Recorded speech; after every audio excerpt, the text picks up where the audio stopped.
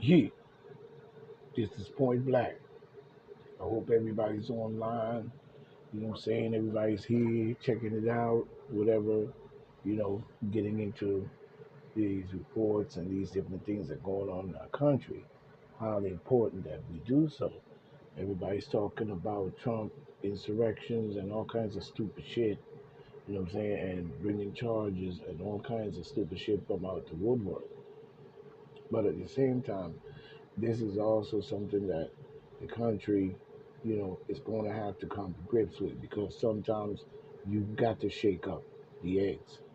You know what I'm saying? Sometimes you got to shake up, the mix. You got to mix, you got to get in there and shake it up because a lot of them sit in these nests and then start to, get besides themselves, and then they start to bring in all types of entities into our country on all types of schematical move and groove.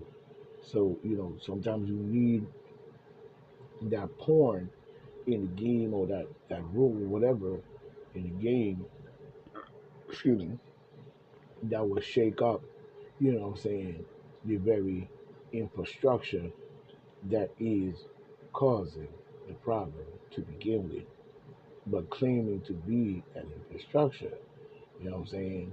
And, you know, I heard Chris Christie talking about some dumb shit about when Trump said that he did this for you, you know what I'm saying? Yes, he did. He did it for you. You know what I'm saying? He didn't have to do that. You know what I'm saying? He could have just simply walked away, you know what I'm saying, and go about his business, and be talking from, more of the sideline. You know what I'm saying? In essence, what he's doing in ways, he didn't have to put himself on all these different things, but it was like I said, sometimes you gotta shake it up. It's very important that we understand that. Chris Christie's talking about he don't know because he took the documents and he interfered with this and that. Chris Christie, you know what? When it comes to Chris Christie or whoever it is, you know what I'm saying, to me you ain't a Republican. You more like a swinger, where you swing back and forth. And now that you're running for office, you figure you could use Trump as your catalyst, but your complaints on Trump and what you're saying don't make no damn sense, no fucking way. You know what I'm saying? It's all a bunch of bullshit, and you're repeating the same thing that everybody else already know. So Chris Christie, as a president or trying to run to become a president, you do not pass the book at all. You get an X on the mark, not a check, because you're still talking bullshit. You know what I mean? Talking about it ain't good for the country and what the country need and why would he be doing it for the country and for you? Yeah, he doing it for us because that's what sometimes you have to do. You know what I'm saying? You ain't doing it. You know what I'm saying? When did you do it? You know what I'm saying? I haven't heard you up there one time on a full debate in Congress challenging any demon Democrat to his motherfucking face. You know what I'm saying? Other than talking about Donald J. Trump. You know what I'm saying? So that tells me that you crooked long before you took it. You know what I'm saying? And as far as the goodness for the country is concerned, maybe the goodness is good because, you do have to shake these suckers up. You know what I mean? You have to shake it up because it's not it's not good for the country. Of course, in more ways we could say that, but at the same time, we have to shake it up. We cannot allow those that is sitting in the nest to just plop their asses there. They got to get out. You know what I'm saying? They got to get out. And they're sitting up there doing a whole bunch of garbage and different things that they should not be doing. You know what I'm saying? While you busy talking about Donald J. Trump and a 4-year standing president who became one of the greatest presidents of this time. You know what I'm saying? Of his time and of his time and of this time. You know what I'm saying? And we see the legal mounts and so forth. You're speaking about Trump every chance you get, but I don't hear you say too much about the Biden administration, the Biden family, and the corrupted garbage that they're doing in itself. You know what I'm saying? And this would have came out anyway, whether Trump was in the seat or not. You know what I'm saying? Because the corruption is deep. You know what I mean? And we knew about this. You know what I'm saying? We know about it. This is not good for the country, but the internal hold on our country by these beasts, what I'm saying, these demon Democrats and these other groups of people that's inside the government and all this stupid shit has got to get shaken up. You know what I'm saying? You know, Trump is not going to let them tell him what to do. Trump is going to do what he thinks is best for the country.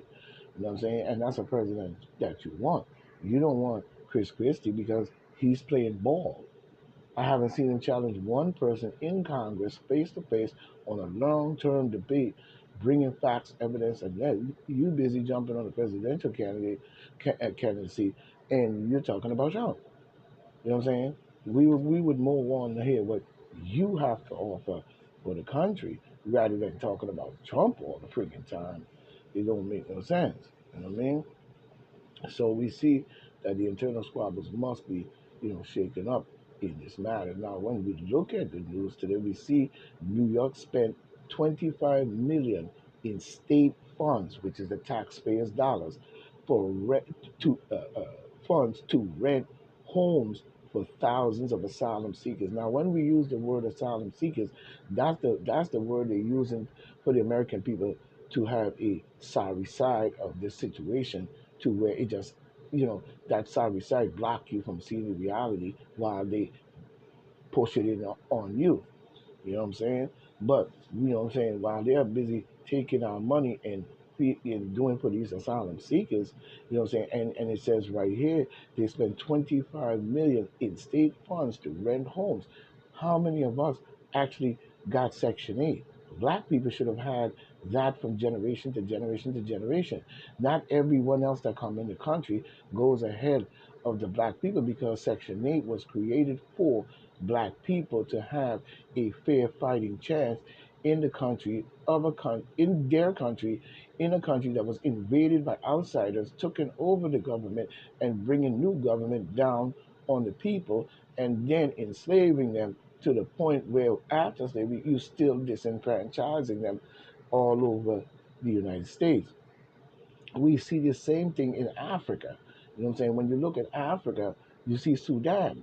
Now, Sudan is in turmoil and war, and now we're not speaking or hearing too much about Sudan in any shape or form. But the war is going on over there where these two generals, I don't know, probably Arabs, in Africa, in Sudan. So when every the Africans probably try to stabilize or get things going, they sit there and cause a civil war to make sure that that stabilization doesn't take place, so the country remains in complete free fall and chaos. You know what I'm saying? Now we go up the river, you know what I'm saying? Or we go to Egypt, we see the same thing. We go up the river to Ethiopia, we see the same thing. These outside individuals, Arabs and all types of people who came out of motherfuckers out of them caves and shit, comes into Africa and for years and years and years con their way through to where they now even I was even looking at a documentary talking about one of the most dangerous places in Africa with gangs be fighting each other, and one of the leaders of the gang is an Arab. You know what I'm saying? So we see the internal garbage that they do to destabilize black people foundation from having a foundation in a stage in a place in the world stage as a political and power force in itself that black people have in the connection between Africans in Africa and African people here, also that was taken away from Africa. All people came here prior and still face the same invasion and destabilization. We see it today, even when you look at much of these celebrities and gangs and shit. They're not teaching these kids, to become entrepreneurs. They're not teaching them to have a political base force that we can be a power force in our political arena, because this is our land. This is this is our home. This is Africa. This is the land in which our people had traveled and developed and made many things here. So we should have a strong base political force, not a force over here signing contracts with the devil, not over here, with the demon Democrats in their devilistic shit, which is the same thing, you know what I'm saying? And then every time one of our leaders or we this or that, the whole mind frame is shift away from that. So you don't hear any black people talking about they're going to create the UNIV like Marcus Garvey, or the CLC like Martin Luther King, or this. This is why whenever that happens, they swoop in and come in with mad schemes, grooves, and chaos. So it keeps them, this keeps black people destabilized in forming any firm ability to have that political power that we need. And that goes in Africa as well. You know what I'm saying? Every time the Africans do the same thing they did with, I think it was Liberia, or like one of them countries, Africa, where they packed up all the people from England or wherever they had them in slavery and send them back there. And then when they send them back there, that totally destabilized that Libya or Liberia, whatever it was, destabilized the way the black people were sitting up there doing drugs, raping women, and eating human flesh. You know what I'm saying? But when they took them back there, what they expected to happen? They was going to eventually end up under the same oppression that caused them to be taken from the country and put into slavery by the leadership that was there before that probably happened, and even allowed them in to do this, man. So when they sent them back there, they wanted to probably destabilize that part of Africa, you know what I'm saying, to put an Arab in place. So they sent them back there. So they had an interest in that. When they sent them back, over the years, civil war break out. The leaders that be the military all got beat, killed, and chopped up, and they're eating them. You know what I'm saying? The destabilization of African people all over Africa is done by outsiders, and even internal squabbles must be squashed. There is no fucking way that you're in Africa as black people and you all are black and have multi different animosity or bullshit and internal squabbling based on building a military base per each country in Africa to have that strength. Same thing we saw with Zimbabwe, you know what I'm saying, and South Africa. You know what I'm saying? Whenever the black people decide to have that power base and strength, somebody or something tries to swoop in and keep it scrambling, so they don't never get to that point. We must now formulate this in Africa as a whole. There is no fucking way you're going to tell me there's war in Sudan. Where are the Africans to settle that situation and quail that altogether? Too many foreigners are in South Africa that should not have been there in the first place. Two generals that's in charge should be ousted from being any form of power in Sudan. That's number two, because they are causing death, destruction, and full displacement. We go up the river. Every time the Ethiopians seem to want to take control of the river and these different things that belongs to them anyway, you know what I'm saying? You have the Eritreans or whatever they call themselves, Arab wide, and they so come down, mix in, and cause a civil war to where they're raping the women and the children probably because the pedophilias are nasty ass motherfuckers right in front of the husband standing on the street so everybody could see this is their intimidation tactic. We're gonna come in, we're gonna rape your women, and we're gonna fuck them right in front of you. You know what I'm saying? Your children and the father. You garbage. What protection does the black woman have? That is what Marcus Garvey said. There is no protection. So they know that by devaluing that of the black woman, the God herself, they could keep you unbalanced. You need to strengthen that form also. There should be no discrimination on black women in Africa because they are the gods of our world. You know what I'm saying? And you're full of shit to follow behind some motherfucking Arabs, and these motherfuckers allow them into Ethiopia to rape the fucking women right in front of the children. You see the same thing in other parts of Africa and other parts where black people are, even down south. Was the first thing them Ku Klux Klan motherfuckers was doing.